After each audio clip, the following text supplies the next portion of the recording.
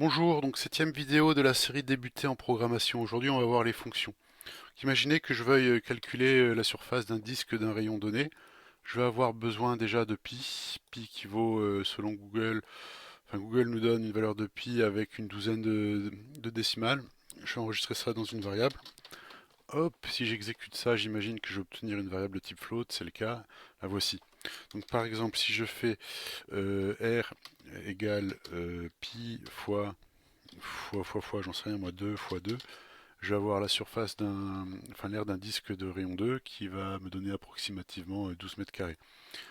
Si je veux 3 maintenant, ben, je remplace 2 par 3, ce qui est faisable, mais un peu pénible, hein, un peu très pénible, un peu beaucoup pénible. Ok, donc maintenant je vais avoir l'idée assez vite de mettre mon rayon dans une variable et de euh, utiliser ma variable pour faire le calcul.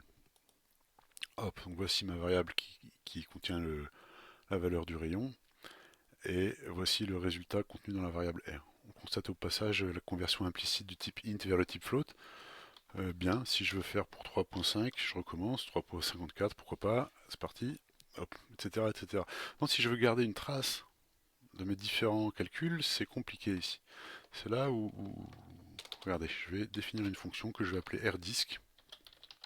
Pour cela, j'utilise le mot-clé def, qui dit à Python ce qui suit va être le nom d'une fonction. Donc j'évite les caractères spéciaux. Pour le nom de la fonction, elle n'a pas le droit de commencer par un chiffre et d'autres caractères de type étoile ou un signe d'arithmétique ou des choses comme ça. Ensuite, je vais mettre des parenthèses. Et à l'intérieur des parenthèses, je vais mettre les entrées de ma fonction. En maths, on dirait les variables ou les paramètres, on pourrait dire aussi. Quelquefois, il n'y a pas besoin d'entrée et la fonction pourra construire une sortie. Ici, on a besoin du rayon en entrée. Ensuite, je vais mettre deux points et ensuite va suivre le corps de la fonction. Donc, le corps de la fonction, ça va être les calculs qui vont permettre de de construire le résultat. Donc ici, c'est pas difficile, hein, c'est la constante pi fois le rayon fois, encore une fois, le rayon. Et je veux que ce soit la sortie, que le résultat de ce calcul soit la sortie de ma fonction. Donc je vais utiliser le mot clé return. Ça, c'est un autre mot-clé qui est très important, qui existe dans quasiment tous les langages de programmation et qui spécifie ce que va être la sortie de ma fonction. Comment on va utiliser cela? Par exemple, si je veux faire un autre calcul d'air, l'appel à ma fonction, on dit un appel. Ici, je vais revenir là-dessus tout de suite. Si je mets 3.54 comme tout à l'heure, et que je range le résultat de ma fonction dans R2, que se passe-t-il? Ici, R2, j'ai la même valeur. Parce que, donc, qu'est-ce qu'on appelle précisément l'appel à une fonction? C'est cette instruction-là. Le nom de la fonction, j'ouvre la parenthèse, et à l'intérieur de la parenthèse, je mets une valeur. Une valeur pour la variable de ma fonction. Là, ça signifie que euh, dans rayon, eh bien, je vais mettre 3,54 et c'est la valeur qui va être utilisée pour faire ce calcul ici. D'ailleurs, j'ai pas envie de l'appeler rayon, je vais l'appeler petit r ici. Regardez, si je l'appelle petit r, ça change rien à ce que je viens de dire. Simplement, je vais pouvoir faire une remarque supplémentaire. Regardez, petit r n'apparaît pas ici.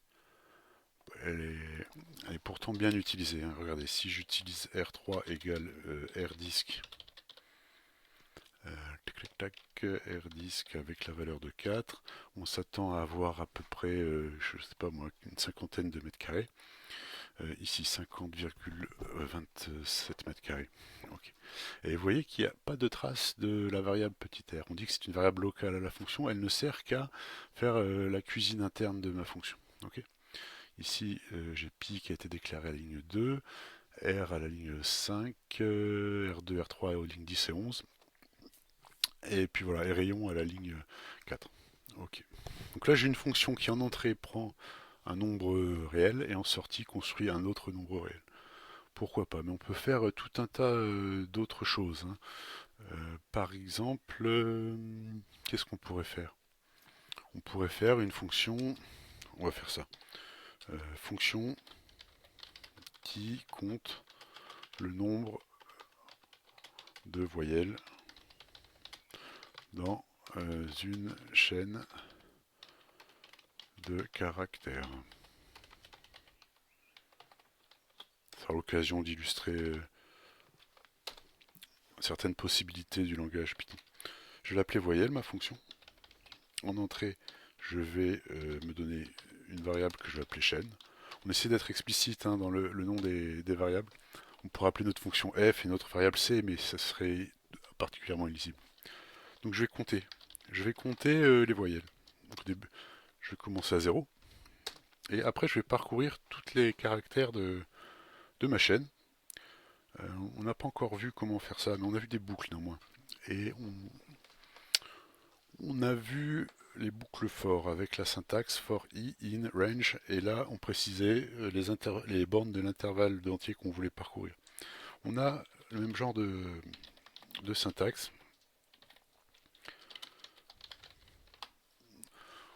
Une chaîne de caractères peut se parcourir aussi à l'aide d'une boucle for. Donc là, pour mon caractère dans ma chaîne, ça veut dire que cette variable caractère va prendre successivement toutes les valeurs présentes dans ma chaîne de caractères. Et qu'est-ce que je vais faire? Je vais dire que si mon caractère est dans une voyelle, donc une voyelle c'est quoi? A, E, I, O, U, Y, eh bien je vais ajouter 1 à mon compteur. Et à la fin, je vais return le nombre de voyelles que je vais avoir compté. Ok. On va faire quelques petits tests. Alors je dis pas que c'est la façon optimale de faire ici, mais je pense que c'est un bon compromis entre ce qu'on a déjà vu et ce qu'il nous reste à découvrir. Ici, là, on a itéré sur les caractères d'une chaîne de caractères, ça c'est assez nouveau.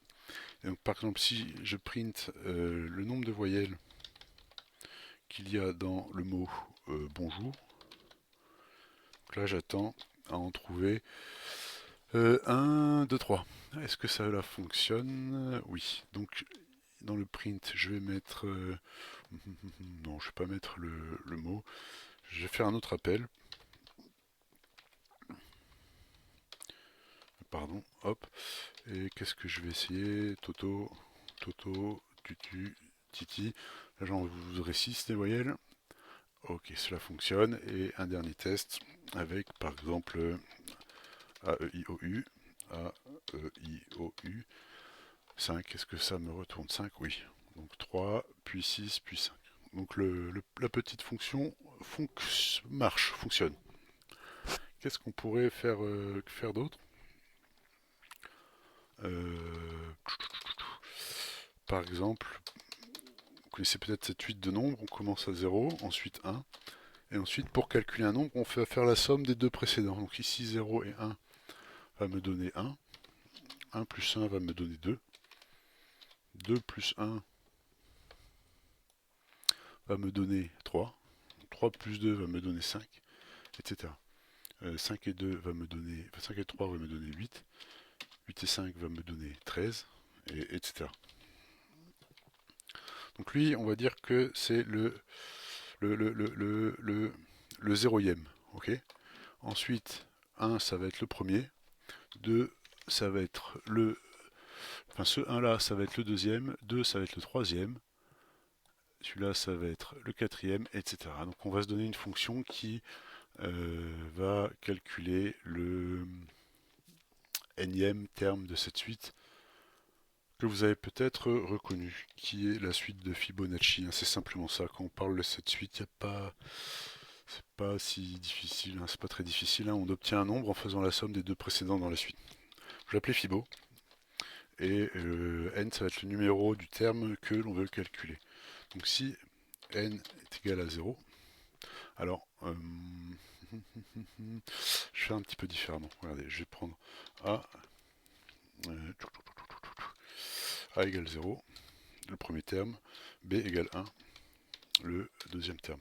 Donc, si je veux le zéroième, je vais retourner a.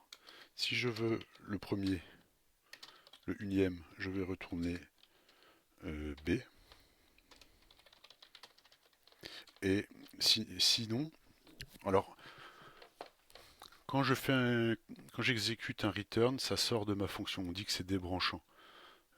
Donc si je rentre dans ce if, que je retourne A, après c'est fini, il ne se passera plus rien d'autre pour ma fonction. Et donc si ma valeur est ni 1, ni 0, ni 1, je vais faire une boucle. Donc je vais aller répéter quelque chose combien de fois est-ce que je vais le répéter? Par exemple, si je veux le deuxième, je vais devoir faire une somme. Donc, je vais faire n-1 calcul. Ok. Quel va être ce calcul? Eh bien, au début, A vaut 0 et B vaut 1. Et j'aimerais que dans B, il y ait ce 1 là, et que dans A, il y ait l'ancienne valeur de B. Bon, on peut faire ça en Python. Qu'est-ce que je viens de dire? Je viens de dire que, regardez, je peux faire ça en une ligne. Dans A, je veux l'ancienne valeur de B, et dans B, je veux la somme A plus B. Okay. Et qu'est-ce que je vais retourner avec ma fonction? Je vais simplement retourner B. Ok. Essayons cela. Qu'est-ce que je vais faire ici? Je vais afficher donc le 0e, le 1e, le 2e, le 3e, le 4e, le 5e, le 6e, le 7e. Donc le 7e ce serait 13. Hein. Je vais faire print Fibo de 7 et j'espère bien trouver 13. Ok, donc ça fonctionne. J'ai trouvé 13. Pour que ce soit un petit peu plus parlant, je vais faire une nouvelle boucle. Donc je veux aller jusqu'au 7e. Donc comme on se souvient hein, que ça va exclure le 8, il va prendre toutes les valeurs de 0 jusqu'à 7 inclus, 8 exclus. Là si je print Fibo de i, hop, donc j'ai bien 0, 1, 1, 2, 3, 5, 8, 7. Bien, on va arrêter là, je vous laisse méditer sur cette fonction. On pourra donner d'autres versions de cette fonction et en dire énormément ici. Notamment en termes de complexité, en temps, en espace, on pourra faire une version récursive de cette fonction et bien d'autres choses. On pourra éventuellement faire un générateur dans une autre série de vidéos sur, disons, des niveaux intermédiaires en langage Python. Au revoir.